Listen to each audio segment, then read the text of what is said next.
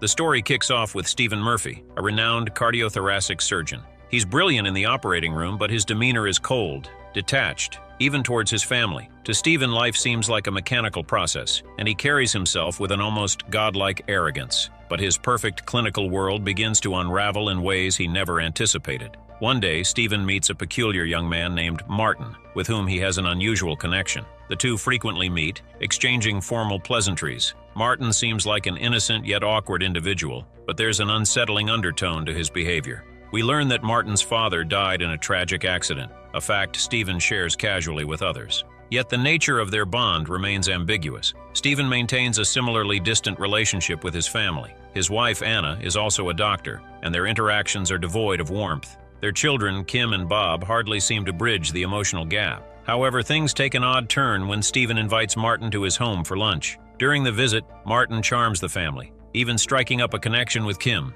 Martin reciprocates by inviting Stephen to his house for dinner. Here we meet Martin's mother, who seems overly eager to make Stephen feel welcome. As the evening progresses, things take an awkward turn when Martin's mother makes inappropriate advances towards Stephen, leaving him disgusted and eager to leave. He keeps this disturbing incident to himself but starts to pull away from Martin entirely. But Martin isn't ready to let go. He calls Stephen repeatedly, waits for him at restaurants, and even befriends Kim, growing alarmingly close to her. The young man's behavior becomes increasingly erratic, and it's clear that his attachment to Stephen goes far beyond simple admiration. One morning, Stephen's son, Bob, wakes up unable to move his legs. Alarmed, Anna and Stephen rush him to the hospital. But to their confusion, the neurosurgeon finds no medical explanation. Bob's legs are physically fine. Despite the clean bill of health, Bob remains paralyzed, setting off a chain of bizarre and terrifying events. The next day, Martin visits Bob in the hospital. On his way out, he calls Stephen to meet him in the canteen, where he finally reveals the chilling truth. Martin explains that his father didn't die in a car accident, as Stephen claimed. Instead, his father passed away on Stephen's operating table during a heart surgery. Martin accuses Stephen of negligence, believing he's responsible for his father's death. What comes next is horrifying. Martin coldly delivers an ultimatum. To balance the scales, Stephen must kill one member of his own family. If he refuses, his family will succumb to a mysterious illness with 4 distinct stages: paralysis of the legs, loss of appetite, bleeding from the eyes, death. Martin declares, "This is my revenge, and I will see it through." His words are haunting, and the surreal nature of the situation leaves Stephen in disbelief. As a man of science, Stephen dismisses Martin's claims and seeks logical explanations, but his confidence is shattered when Bob stops eating the very next day, progressing to the second stage of the curse.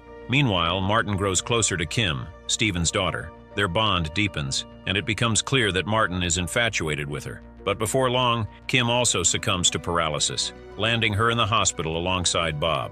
The eerie sequence of events forces Stephen to confront the grim possibility that Martin's threats are not just empty words. That night, Stephen confesses everything to Anna: Martin's accusations, his demands, and the unfolding tragedy. He explains that Martin is seeking retribution for his father's death, yet Stephen adamantly denies any wrongdoing during the surgery. Torn between his belief in science and the harrowing reality, Stephen is left grappling with an impossible choice.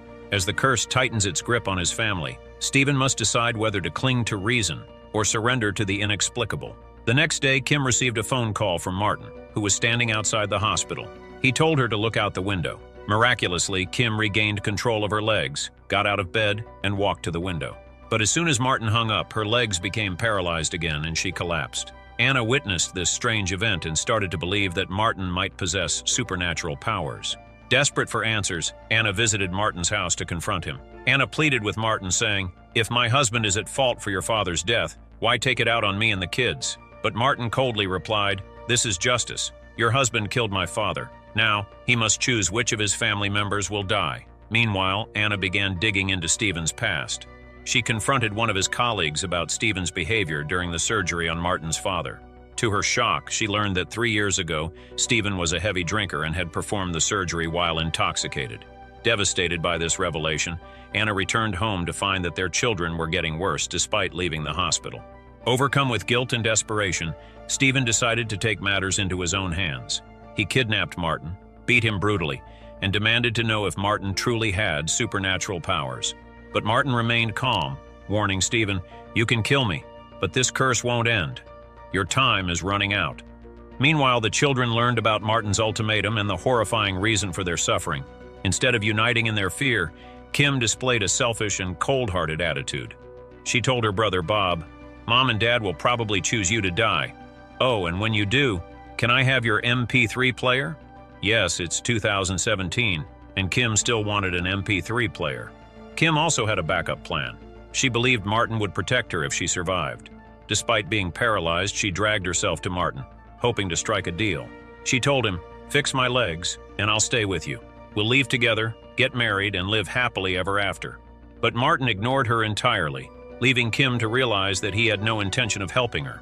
Feeling betrayed, Kim tried to escape the house, but Stephen and Anna stopped her and brought her back. The family's unity continued to crumble as Anna blamed Stephen for everything. The tension between them escalated, with Anna convinced that Stephen's negligence had caused this nightmare. In a twisted turn of events, Anna's happiness takes a dark path when she suggests to Stephen that they should choose one of their children to die. She advises him not to get too emotionally attached, reasoning that they could always have more children. This chilling conversation highlights the family's descent into survival mode, where everyone is solely focused on saving themselves.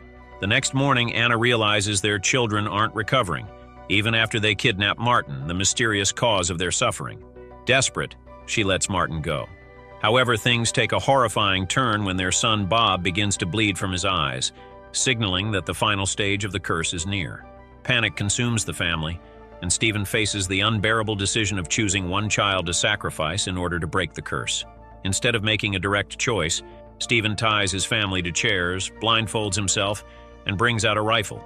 He spins in circles, firing randomly. The third shot tragically strikes Bob, killing him. Overcome with guilt, Stephen realizes he could have chosen Bob without resorting to such a horrific method, but now he must live with the fact that he killed his own son. With Bob's death, the curse is lifted, Kim recovers and can walk again. Sometime later, the family revisits the diner where Stephen and Martin once met. To their surprise, Martin is there. As the family hastily leaves, Kim glances back at Martin and smiles, hinting that she still harbors feelings for him, even though her own brother died because of him. Hope you enjoyed watching this video. If you did, please give it a thumbs up, share your thoughts in the comments below, and subscribe to our channel for more great content. Thank you for watching.